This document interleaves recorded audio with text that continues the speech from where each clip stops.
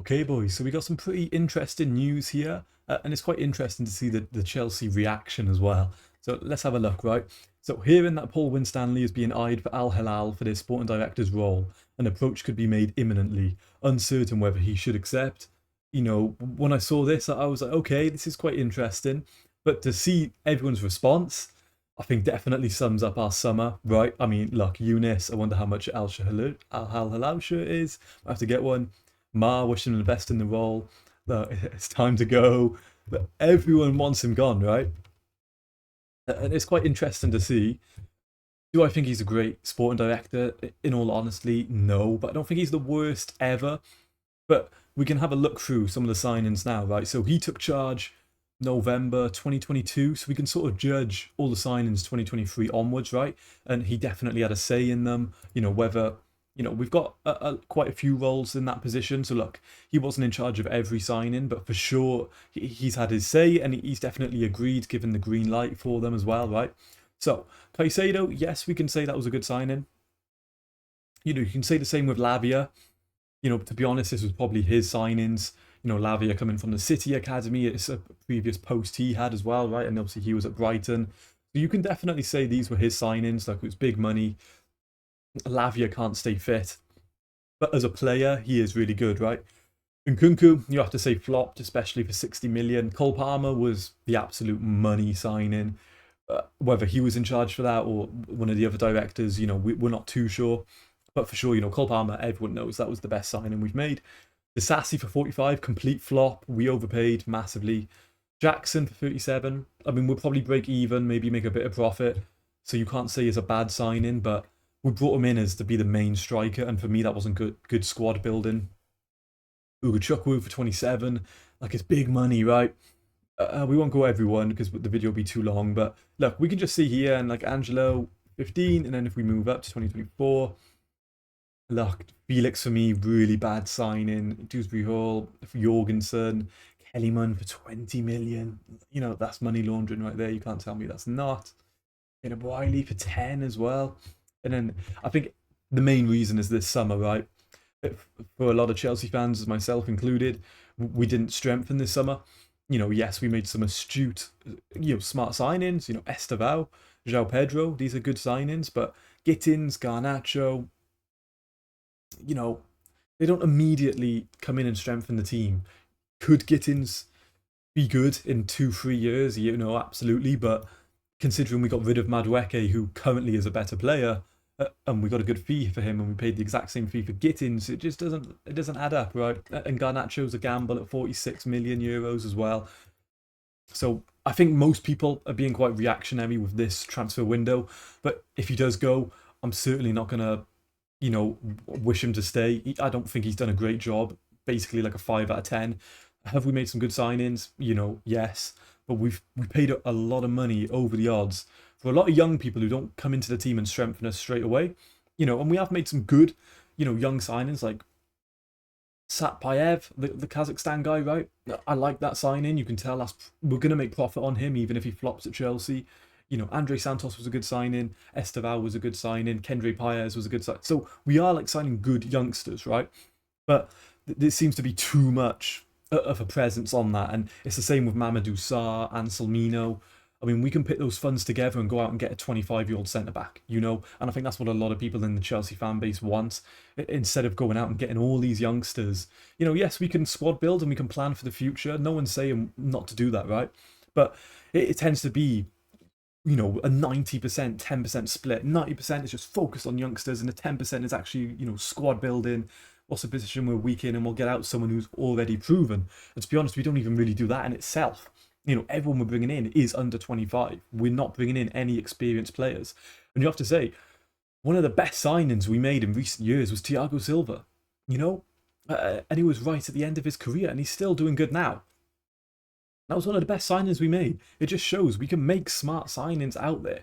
We can sign centre backs who are older, and we need that experience in the back line. We can't just rely on 20, 21-year-old centre backs. They're too young for that position, especially if you want to go out and stay consistent in the Premier League. Yes, if we got a young squad, are we going to get top four? Probably. But is that challenging for the Premier League or the Champions League? No. I'd like us to go deep into the Champions League as well, but with the backline we've got, and we've got no Colwill replacement, does anyone really see us pushing that far? To be honest, I don't. So, I can see why all the Chelsea fans are really happy with this, to be honest. Look, everyone wants him to go. And yes, we've made some decent signings, but I think if you look how much money we've spent, and especially look at our backup team now, yes, we've got a few injuries, right? But that backup team, the team that started against Benfica, it looks like a Conference League team, and you've got to say, where's all the money gone? You really got to. Obviously, some news. I'll cover this a bit more in tomorrow's video, because tomorrow's video is going to be the preview for the Chelsea-Liverpool game, right? But if you weren't watching the Champions League game, Alisson did hurt his hamstring. It's not a major injury. He's going to be out for about 6 weeks, Orn seems reporting. So look, to return from Liverpool after November international break, I think you're going to see a lot of that. I think a lot of players are going to come back after the international break. I don't know why we have another one coming up. It's just silly, right? So we had a scan. So it's good news it wasn't a bad injury, But he's going to miss the Chelsea game. And it wouldn't surprise me if their backup keeper puts an absolute worldie against us. They're in poor form. Historically, we've always kind of had, a bit of that rivalry with Liverpool.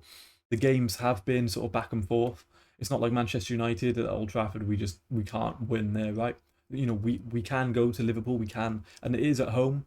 So we do have that, factor. And they are in poor form. So we can definitely win the game. Will we win the game? Probably not, but they're definitely there to be hurt. They're going to be starting their backup keeper, who's a very good keeper. He'd be probably our best keeper as well. It's his first game, so there's going to be a lot of pressure on him. I think if we can make it tricky for him, Konate's in poor form. You can see they're missing Trent. It's no, I think people didn't realise how much of a factor Trent really puts into that Liverpool team. You could say he wasn't the best defensively, but he'd been there for so long, and Frimpong is not it. I'm just going to say, if any Liverpool fans are watching, but Frimpong is not a right back. If you watched Xabi Alonso's Leverkusen, the guy played as a winger. Yes, he was playing that sort of wing back role. But if you watch the games and his heat map, he was a right winger. He was, predominantly in the final third attacking. Defensively cannot be trusted. And I feel like, they've let Trent go, and they don't really have a right back. So it's going to be interesting. We'll see what happens. They look a bit nervy at the back, and they're not banging in goals. Wirtz isn't there. But it wouldn't surprise me if Wirtz gets his first goal against us. That's just tends to be the nature of how we've been recently, right? And also here, Lavia's back. So Lavia just seems to always come back. He plays against Liverpool, then the next game he'll be injured, and then he'll be out for a couple of months, and then he'll be back for the Liverpool game, right? So he tends to just always be available for Liverpool. I'm not complaining.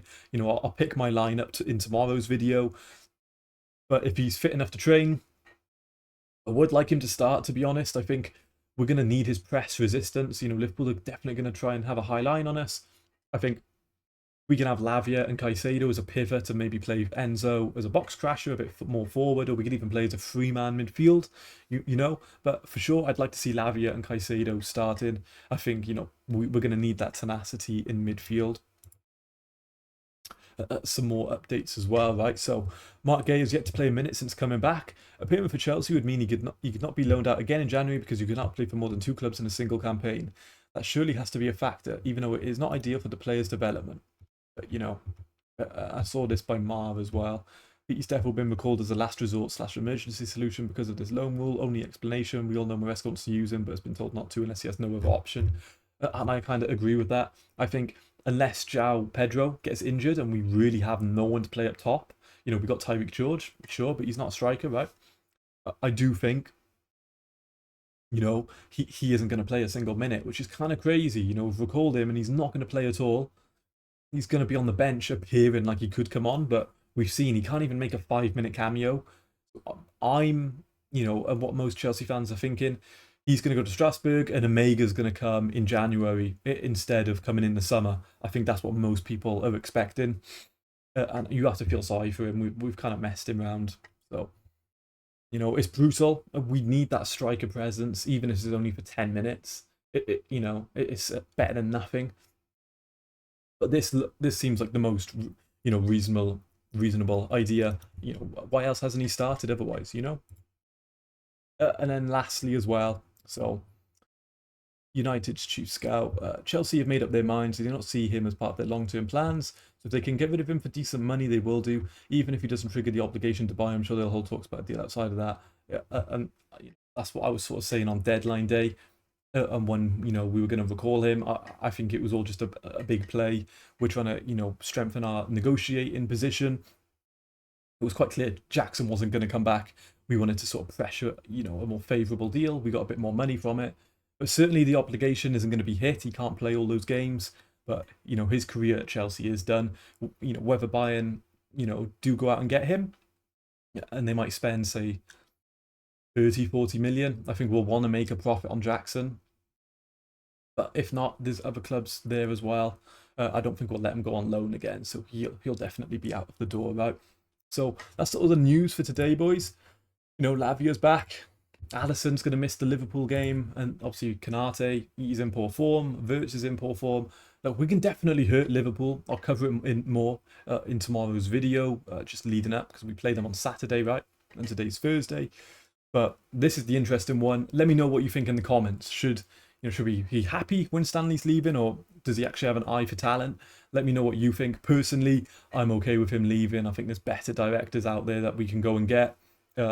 And you have to say a lot of the signings have flopped. Yes, we've made some good ones, but there's been a lot of money wasted. Haven't strengthened the team in the right areas.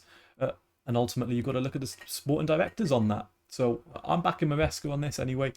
Maresca all the way. Sporting directors are the ones that need to leave. So, I'm kind of reiterating most of the Chelsea fans here, Eunice and Ma. I'm not opposed to him leaving. So if you're still here, like the video, subscribe, cover Chelsea news every day, or try to. Yeah, and let me know, what do you think? Should we let him go or not? That's the video for today, boys. I'll do the preview tomorrow, match reaction on Saturday, and hopefully we get something against Liverpool. So, peace.